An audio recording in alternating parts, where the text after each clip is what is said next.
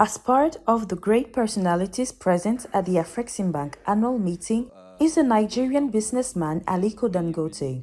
His presence was deeply appreciated as he pointed once more how the Afreximbank helped him as an entrepreneur.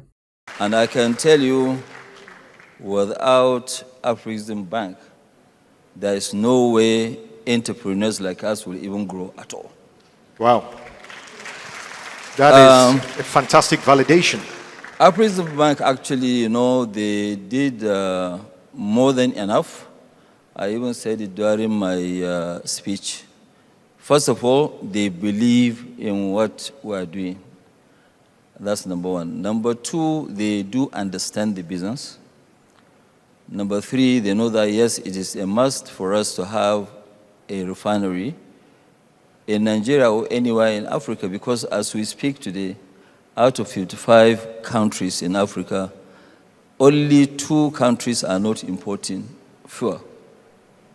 Wow. Yes, Algeria, Libya. But the rest are all dependent on traders. But Afreximbank, any time when we had an issue, there was an issue during COVID. Any time when there's an issue, they come up with a big check. I'm not talking about small check, big check. So really, I must thank, President Orama, the board members, the entire management of Afreximbank, because without Afreximbank, actually our dream wouldn't have been, our vision wouldn't have actually come to fruition. For the businessman, the most important to be done in order to help in the evolution of trade and investment in Africa is to remove restrictions like visa restrictions in African countries and promote the Pan-African payment system.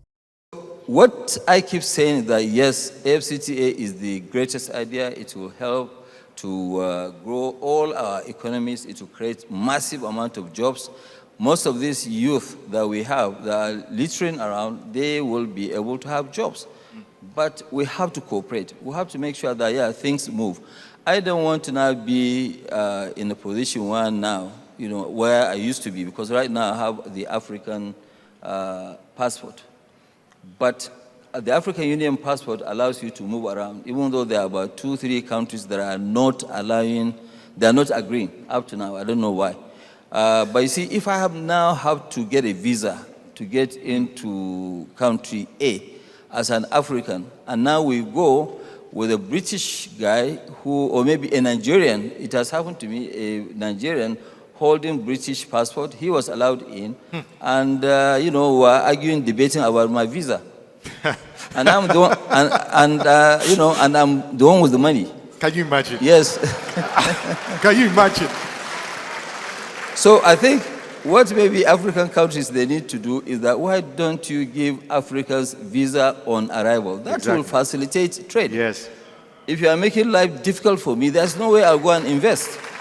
By the end of his intervention at the official launch of the AAM 2023, he encourages the youthful African population to get more into entrepreneurship and calls on the African financial institutions to pave the way for the SMEs.